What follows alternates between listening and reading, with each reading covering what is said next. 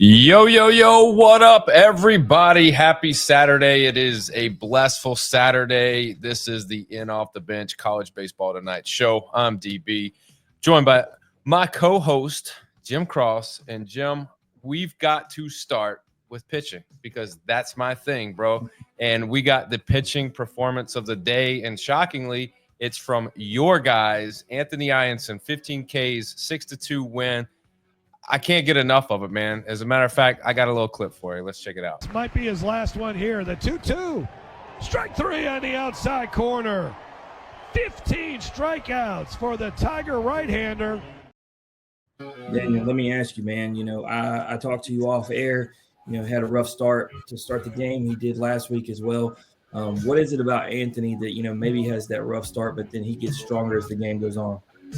I mean, maybe he just needed a nice little pat on the back from coach, a nice little motivational speech.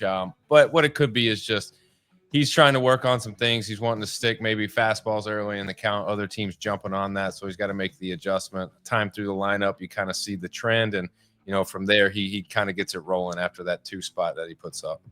No doubt. Well, I tell you what doesn't need adjustment. Tennessee home runs, grand slams. Walk it off with a grand slam for the second time in a week. This time it's not even one of the big names. It's Manny Marin. Everybody gets in on this. Man, look at this. Redshirted a season ago, and Manny sends that out to left field. If it's fair, it's gone. It is gone, and that is the ball game. Unbelievable. Yeah, speaking of Manny, we go from Manny out to Arkansas. Wahava Aloy blazing an inferno. 420, 6 homers, 7 doubles. Arkansas wins big, 10-0. And Vahiva said, I just turned in. That ball launched to left field. Back to the hot pad. How about another home run from Vahiva Aloy? Let me ask you, Daniel, we know Arkansas always has pitching, but coming in this season, the question was, could they hit? They are putting up runs at an unbelievable number. Do you think this is a pace that they can get? I think so, and they're going to have to. Obviously, next week is when things really start getting real for them, and it'll be a test for them. But I think in order for them to do what they haven't done is they got to continue to hit well. No doubt. Well, the hottest hitter in all of college baseball resides in Tuscaloosa. Something that I wouldn't have predicted. Got the name LeBron, way cooler than LeBron James. You know what? I would play the home run clip, Daniel, but I found a little gem on social media today. We got to give it to the viewers. Somebody make this into an edit. All right, Whistler, do you know what a goat is? LeBron! Boom, boom, boom, boom! That's what we do. We bring the boom. We bring the. But Daniel, he's got 10 home runs and 42 RBIs already this early in the season. But he's absolutely the hitter of the day. I'm telling you, we got to get him on the podcast. Hey, whatever we got to do, make it happen. UNC making it happen today. They bounce back big, 11-1. They do it in quick fashion, 7 innings in, out in there. I think yesterday, Jim, yesterday was kind of an anomaly. I think they're back in it. They're in their groove. They put up a bunch of runs. I think they got a lot of confidence moving into tomorrow. Yeah, I mean, here's what I'd say. I'm still going to not doubt Stanford just because they had that good win. And I'll even tell you this, Daniel, I haven't even said this yet. But if Stanford can get the win on the series, because we got some guys that got to shift out of the top 25. And so there's going to be some availability. And I'm going to tell you, if a 2-loss Stanford team can take the series from North Carolina, man, we got to give it to them. But, man, run that Runner clip. takes off from first. Pitch belted by Dye. Deep to left field. And that's a What's crazy, Daniel, is I got all these bomb clips, but so little of them are in off the bench guests. Yesterday, we had like 25 guests hit bombs. It was the most crazy stat. Today, only like 3. They wasted them all yesterday, but you know who didn't? Wake Forest, back-to-back jacks from in off the bench guests. Dude, Merrick Houston is playing out of his mind to start the season. I actually saw a thing that said he was the most pro-ready hitter, and when you consider Ethan Conrad is right behind him in the lineup, and he's a projected top 10 pick. This is the kind of thing that can get Wake over the hump, get them back to Omaha. Man, check this out today, back-to-back. So the way they're already after one game. As he drives this one to right, Gumpf will watch it fly over the wall for a home run. A line drive. Pick it up from right where he left off yesterday. This one's driven by Conrad. Forget about it. That's way out of here. Wake goes back to back. So, Daniel, my hitter of the day was LeBron, but he's not a guest. So, my IOTB guest hitter of the day, Merrick Houston, 2 doubles, home run, 3 for 4. Dude's batting like 500 RBIs off. It's just killing it. I mean, just a great piece of hitting that he had right there. And then Ethan Conrad, he hits a ball that backs up across the middle of the plate, and basically that's a pitch that's running into a bat in a good location for Ethan to really drive a ball out of there. We want to go out to Oregon. Oregon beats USC. They're taking the series there. Oregon, I mean, we're talking about people putting up runs. Oregon, their offense at an unbelievable pace right now. Can they keep it up? It's I know they can't score 35 in a game again, I don't think. I don't think so either, but given the conference that they play in, I think it's pretty safe to say, like, I see them still continuing to put up runs after this weekend, and you know, as they get further into conference play, I don't think it's going to be that big of an issue for them. And I think one of the reasons why we picked Oregon to be in Omaha. Yeah, and I think the story we got to talk about, you know, there were a lot of big names on that team, but the guy who, you know, sat in the back seat last year didn't get much run, Anson Aros. We love the guy. We were hoping he'd get an opportunity. Not playing catcher, out there in left field. We talked about it. We ran the clips on our other show. Multiple diving catches. This dude is hitting tanks. He's bringing in runs, just helping this team. And so when you look at the front half of that lineup, there's nobody in that lineup I want to face. I think they can keep it up. The question will be their pitching, but we'll see when we get to that. But, man, a lot of big comebacks today. Coastal Carolina, Virginia, DBU, Virginia Tech all bounced back from tough losses yesterday. Man, we got a lot of good rubber matches. For a weekend that I didn't think would be too competitive, we didn't have a lot at the top. We talked about that. The big teams took care of business. But, you know, right there at the fringe top 25 mark, we got a lot of good series. But, you know, I really look forward to tomorrow. I'm going to be watching on my phone. I'm going to be scrolling, Daniel, click to click. I mean, we talked about it, man. Like, going into this weekend, there are sporadic conference matchups going on. And, you know, really we're trying to get to next week when everybody's playing conference, SEC's in conference play, and there's big time matchups. But, I mean, little did we realize how, you know, effective this week was going to be as far as seeing what people have gotten. And, you know, these rubber match series that, you know, in some cases, like, you know, are going to make the difference, especially when you got teams that are playing in conference play right now, because those games really do matter.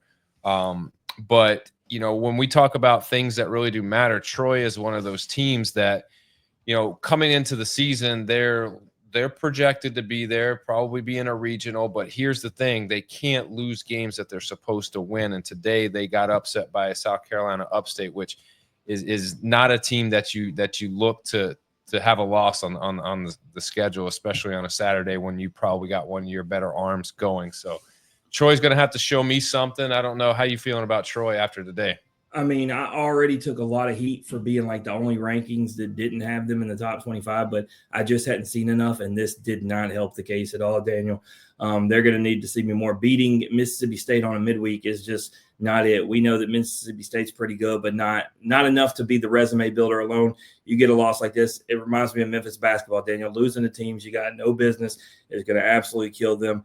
But, you know, rapid fire the rest of things. Clemson, Florida State, Vandy, Georgia, Florida, Ole Miss, Auburn, A&M, all the rest of the top 25 completely roll without any problem. And we just had breaking right as the show starts. We got a walk-off, Daniel. Check it out, Oregon State. The 2-2 pitch. Fastball swung on, high fly ball to deep right field. Darcy back on the track of the fence. It's gone!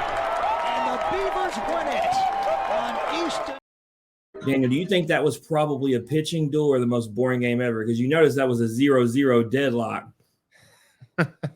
Yeah, it was probably a pitcher's duel. You know, I think it was probably pretty boring. I mean, pitcher's duels in some people's eyes are pretty boring.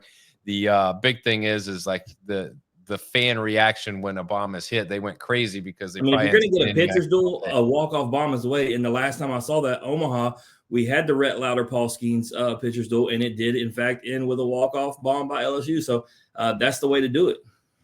All right, man. Let's wrap this thing up. We got some rubber matches coming up on Sunday, some big ones. Stanford at North Carolina. I'm taking Carolina. I think yesterday was an anomaly. They bounced back today, put up 11. I think they're feeling good about themselves. Give me the Tar Heels. Yeah, I'm a firm believer in North Carolina. We both got them as an Omaha 8 team, but I said it a minute ago, and I'll stand by it. Stanford, you win this game, you're making the IOTB top 25. For sure. There's a lot on the line for them. UCLA at Maryland. I'm taking the Terrapins because of one reason.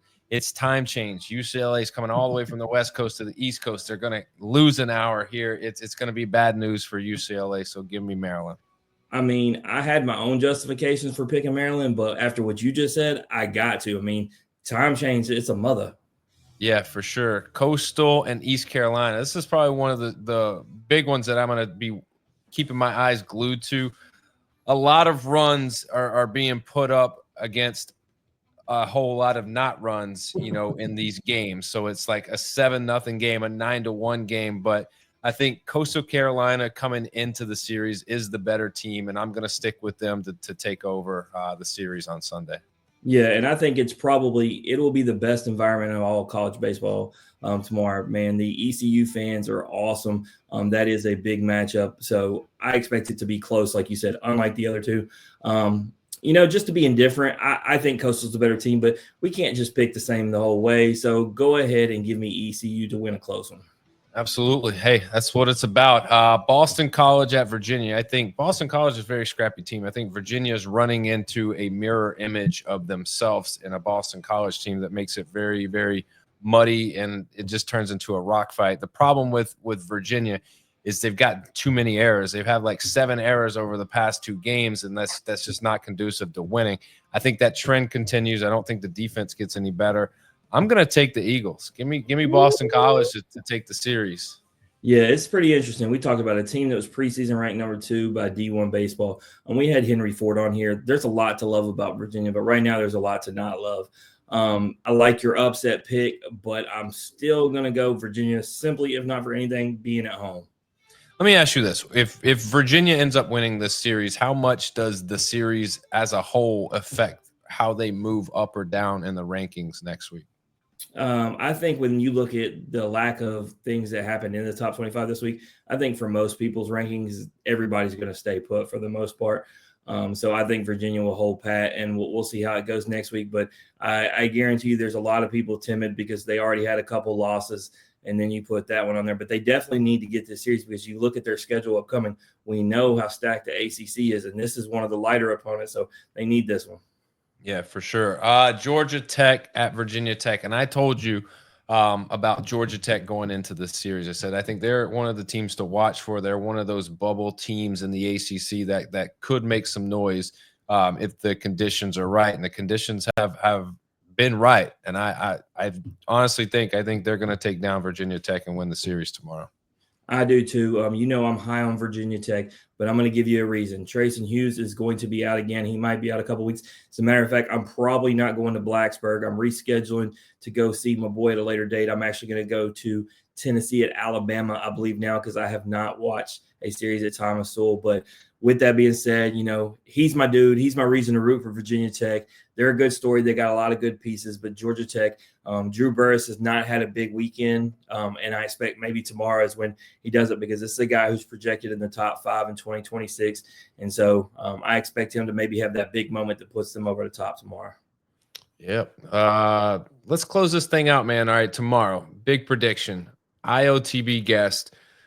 Who goes yard tomorrow? That's the question on the table. Who goes yard tomorrow? Okay, I said to myself, I'm not going to pick a Tennessee player because that's way too easy, and I really want to be a homer. You're going to pick an LSU? With LSU, and so that being said, I'm going to go LSU, but I'm going to go a guy who doesn't hit a lot. He's only got one on the year. Give me the SEC Freshman of the Year upcoming, Derek Curriell, who did have a nice double off the wall today. Hit the weight room, kid. You needed 3 more feet. I mean, if you were to ask me, that's who I would have pinpointed today to hit a home run as well. And I mean, hey, he's setting it up for a big moment tomorrow. So look for Derek Curriell to hit a bomb. I don't know, solo, 2-run shot, 3-run shot, grand slam. Who cares? It's just, Yeah, he's just you know what he is follow setting it. up? Every time he gets on base, Bear Jones is bringing him home. There's a reason why he was first team All-SEC preseason. Bear Jones is hitting him out of the park. So for Derek, just get on base, baby. You're coming around. That's right. Well, Jim, that's it for our top scores, top teams around the country. This has been the In Off the Bench College Baseball Tonight show. Y'all already know, strong body, sharp minds, grit and grind all the time. We'll see y'all tomorrow. Peace.